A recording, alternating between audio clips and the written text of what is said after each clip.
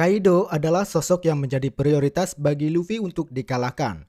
Lalu bagaimana nasib Big Mom? Apakah dia akan selalu mengikuti Luffy setelah amarahnya terpancing oleh Jinbe?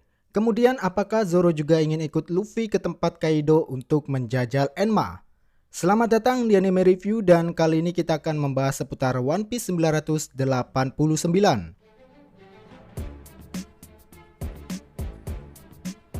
Senang rasanya kita bisa melihat kembali skuad topi jerami berkumpul di satu tempat yang sama. Namun berkumpulnya mereka tentu bukan untuk merayakan pesta. Masih ada pekerjaan berat bagi mereka sebelum benar-benar bisa berpesta pora. Tugas mereka sekarang adalah bagaimana cara menahan para musuh agar sang kapten bisa naik ke atas menyusul Kiemon dan yang lain untuk menghadapi Yonko Kaido. Well, untuk pembahasan One Piece 989 ini akan ada dua bagian. Pertama adalah rangkuman isi cerita dan yang kedua adalah pembahasan terkait panel-panel atau cerita yang menarik perhatian. Baiklah, langsung saja mari kita mulai. Masih di area yang sama, Big Mom tersungkur setelah ditabrak oleh Franky. Peristiwa tersebut tidak membuat dampak berarti terhadap tubuh sang Yonko wanita ini. Hanya Napoleon saja yang kemudian kembali ke wujud topinya. Justru kemarahannya semakin menjadi setelah diperlakukan sedemikian rupa oleh skuad topi jerami, sembari menggerutu bahwa kelompok mereka selalu saja muncul. Jinbe yang melihat peristiwa tersebut lantas segera bersiap-siap dan meminta pertolongan Robin yang sedari awal memasuki Onigashima selalu bersamanya. Menurut Jinbe, rekan barunya telah menabrak orang yang sangat merepotkan. Maka dari itu pantas saja jika dia harus segera melakukan sesuatu untuk mengantisipasi hal buruk yang akan terjadi nanti.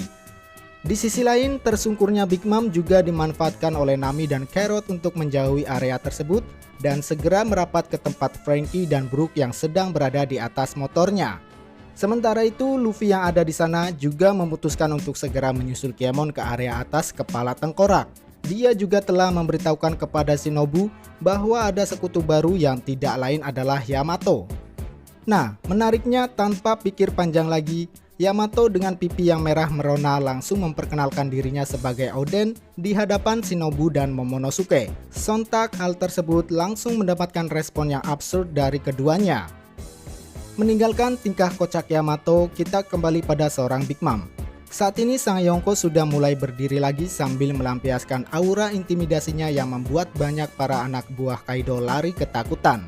Tak lupa Big Mom juga sempat menyapa Brook kembali sembari menyinggung teman-teman langkanya. Tak mau kalah dengan Brook yang dikenali oleh Big Mom, Franky justru dengan kepercayaan yang tinggi memperkenalkan diri pada Big Mom sebagai cyborg. Ia juga menyebut dirinya sebagai entitas yang langka dan kuat. Nah, Franky saat itu memang sudah siap dengan radical beam-nya sebelum Nami mengajaknya untuk kabur. Nami tentunya tahu betul bagaimana Big Mom ketika sedang menggila. Ya, saat di Whole Cake, Franky memang tidak ikut, yang otomatis dia tidak tahu bagaimana menakutkannya seorang Big Mom. Namun begitu semuanya bukan menjadi alasan untuk tidak menyerang Big Mom. Justru sebaliknya, Franky malah mempertanyakan keputusan Nami untuk mundur dengan mengajukan sebuah pertanyaan. Bukankah kau ingin membuat kapten kita menjadi raja bajak laut? Nah, pertunjukan Franky pun akhirnya dimulai.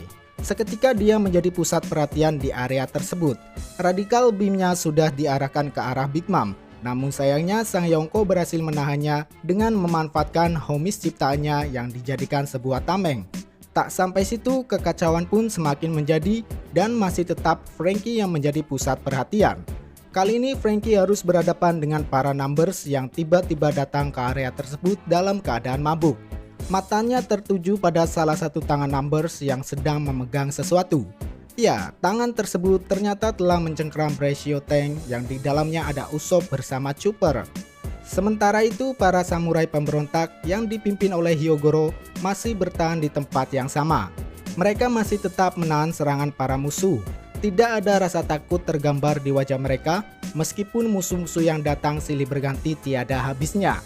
Justru mereka sudah bertekad untuk menghentikan Tobiropo, salah satu kekuatan mengerikan yang dimiliki oleh Kekaisaran Kaido. Sayangnya keadaan tersebut tidak bertahan terlalu lama seiring kedatangan para Numbers. Mereka dibuat berlarian akibat serangan membabi buta yang dilakukan oleh ketiga Numbers tersebut. Nah, terkait dengan Numbers, Big Mom kemudian mengeluarkan pernyataan yang mengejutkan. Menurutnya para Numbers adalah produk gagal dari klan raksasa kuno yang diciptakan di Punk Hazard yang kemudian dibeli oleh Kaido. Siapakah penciptanya dan untuk alasan apa Kaido membelinya? Kita akan bahas di sesi yang kedua. Well, kemudian Franky yang melihat Yuki yang mencengkram Brashio Tank tanpa pikir panjang langsung mengarahkan lasernya guna menyelamatkan Usopp dan Chopper. Nah, bagi Franky, para numbers itu mengingatkan dia dengan Ors yang pernah dihadapinya saat di Thriller Bark dulu. Pada akhirnya Franky pun berhasil membebaskan Brashio Tank dari cengkraman Gyuki. Namun ancaman tidak hilang begitu saja. Big Mom yang mulai memanggil Franky sebagai Iron Man langsung bersiap mengarahkan Napoleon dalam wujud pedangnya pada Franky. Beruntunglah Big Mom tidak sempat mengayunkan Napoleon karena aksinya dihentikan oleh combo sempurna dari Jinbei dan Robin. Ya, sesuatu seperti ini memang sudah diantisipasi oleh Jinbei. Sekarang mereka tinggal menunggu aksi balasan dari Big Mom saja.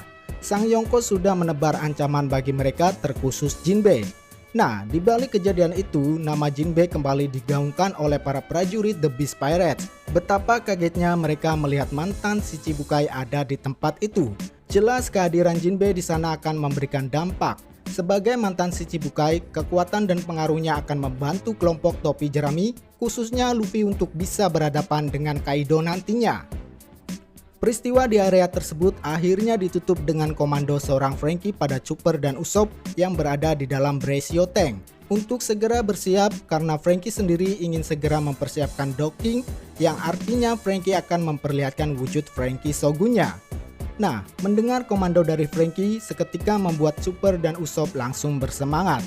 Mereka sangat antusias ingin melihat aksi dari Franky Shogun meskipun perwujudan tersebut hanya bisa dikendalikan oleh satu orang saja. Begitulah kira-kira menurut Usopp. Ya, sangat menarik untuk kita saksikan nanti.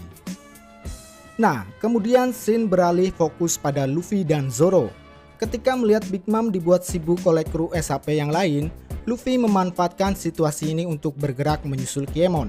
Di saat yang bersamaan, Zoro pun muncul dan mempertanyakan kemana Luffy akan pergi. Setelah menerima jawaban, Zoro pun kemudian memutuskan untuk ikut Luffy menuju ke atas guna menghadapi Kaido. Alih-alih memilih jalan yang aman, Luffy justru dihadang oleh Queen yang pada akhirnya membuat dia termakan dan terlempar ke bawah kembali. Tak hanya Queen seorang yang menjadi tembok penghalang, namun ada juga King yang sudah siap dengan wujud Pteranodonnya yang memimpin pasukan Smile tipe udara. Praktis jalan Luffy untuk ke atas sudah tertutup, kecuali jika kru yang lainnya membantu membuka jalan tersebut yang dengan kata lain harus berhadapan dengan dua komandan divisi Kekaisaran Kaido. Nah, kemudian One Piece 989 juga memperlihatkan bagaimana kondisi Sanji yang sebelumnya dihadapkan dengan King. Sang koki topi jerami itu diperlihatkan dengan kondisi yang baik-baik saja. Ia pun bergumam jika kesal karena raid suit yang ia kenakan sangat tebal sehingga bisa menyelamatkan dirinya. Kemudian di sisi lain, Gyaki yang terkena laser beam milik Franky akhirnya tumbang juga. Praktis saat ini tersisa dua numbers yang ada di area sana. Sementara itu Kakehyo yang menyaksikan Usopp, Chopper, dan Luffy terjatuh yang diperparah dengan pengepungan pasukan musuh justru malah terlihat bersemangat. Menurutnya dia merasa pasukan aliansi tidak akan kalah. Pada akhirnya berkumpulnya skuad topi jerami dijadikan sebagai penutup terindah untuk One Piece 989. Sekarang Luffy sudah meminta tolong rekan-rekannya untuk mengurus para musuh yang akan mengadang Luffy menuju tempat Kaido. Dengan ini maka musuh terberat yang akan dihadapi kru SHP adalah dua Calamity tersisa yaitu King dan Queen serta ancaman dari Big Mom. Ya, begitulah kira-kira isi cerita One Piece 989. Berikutnya mari kita bahas detail-detail kecil yang ada dalam alur ceritanya. Baiklah, pertama mari kita mulai dari Big Mom terlebih dahulu. Saat ini amarah Big Mom sudah memuncak. Sekali lagi dia diperlakukan dengan sangat konyol oleh kru SHP. Sebelumnya dia ditabrak dan sekarang dia harus digulingkan. Lalu kira-kira apa dampaknya bagi kru SHP? Well, menurut saya situasi Big Mom saat ini akan mempengaruhi keadaan Luffy. Ya, bagaimanapun juga Luffy tidak akan sanggup melawan dua kaisar dalam waktu bersamaan.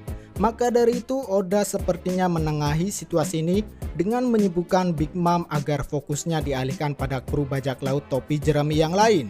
Ada kecurigaan Big Mom tidak akan menderita kekalahan di sini. Bisa jadi Perospero akan memanfaatkan kekacauan perang ini untuk dua hal.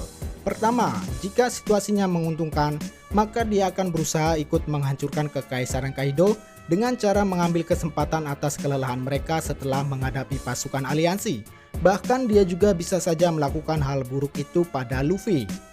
Nah, kemudian yang kedua adalah jika situasinya semakin memburuk, maka Perospero akan menarik Big Mom untuk mundur terlebih dahulu sebelum akhirnya membuat rencana baru untuk menghajar kelompok topi jerami, khususnya Luffy. Lalu di manakah hal itu akan terjadi? Saya kira ada dua tempat. Pertama, Elbaf, wilayah para ras raksasa yang mempunyai ikatan dengan Big Mom semasa kecil. Dan yang kedua adalah Fishman Island yang sebelumnya pernah tunduk pada kekaisaran Big Mom, namun sekarang berada di bawah Jolly Roger topi jerami.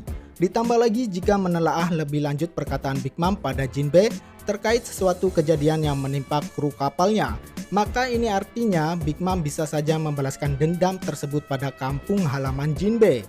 Bisa jadi akan ada dua faktor penyerangan tersebut. Pertama, atas dasar balas dendam. Dan yang kedua, atas dasar keberadaan senjata kuno Poseidon. Well, menarik untuk kita nantikan. Lalu ke pembahasan yang kedua adalah mengenai Numbers. Ya, secara mengejutkan bahwa Numbers adalah bagian dari ciptaan produk gagal ras raksasa kuno yang dilakukan di Punk Hazard. Lalu siapa kira-kira yang mencanangkan ide pembuatan tersebut?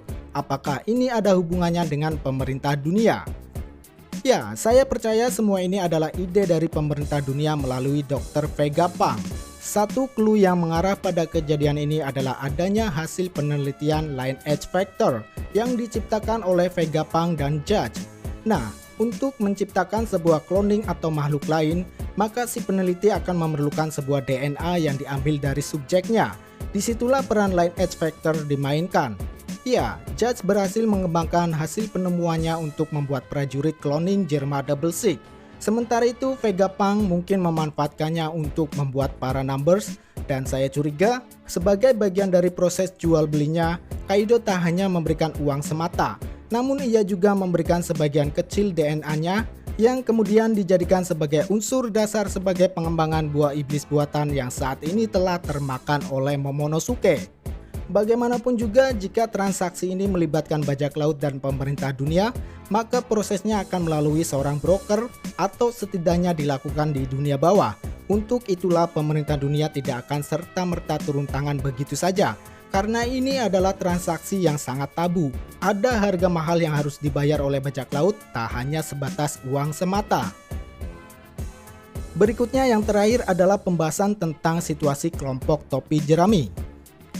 Saat ini mereka sudah diperintahkan oleh Luffy untuk membereskan musuh-musuh yang berpotensi menghadangnya. Nah, yang menariknya adalah Zoro sepertinya ingin memaksakan untuk ikut Luffy ke atas sana. Saya kira hal ini mungkin saja bisa terjadi. Salah satu yang menjadi dasarnya adalah pedang baru Zoro, yaitu Enma. Jika Zoro sudah bisa menguasai Enma, maka bukan tidak mungkin Kaido akan merasakan kembali tebasan yang sama seperti saat menerima tebasan dari Oden.